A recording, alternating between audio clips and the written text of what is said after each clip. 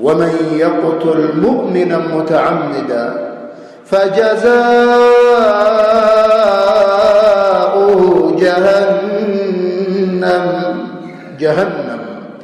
خالدا فيها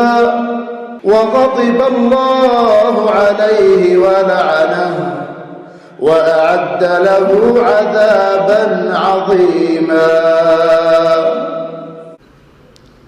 qodobka saddexaad ee ugu dambeeya haddii intaa la waayo dee dhaar baa looga gudbi jiray laascaanoodna dee cid baa degan xukuumadina waa joogtaa cidda saddexayn kartaa waa cid la odhan karo martibay deegaanka ku tahay marka waxaan leeyahay war dhiigga yaan la isku tuurtuurin hadday sidan ku sii socotana ma qurux badnaanayso bulshada cadhaysan hortu waxaan leeyahay isdejiya oo arrinta sidii xaqiiqadeeda loo gaadhi lahaa ha lagu dadaalo dhiigga muslimkana yaan la siyaasadaynin dadka aan tilmaamay hadday tahay maamulka hadday tahay cidda deegaanka waxaan leeyahay cid kasta cidda hawshaa lagu tuhmayo ee ay khusayso oo hadday deegaanka tahayna nin garboodka reer kasta oo loo tuhmi karo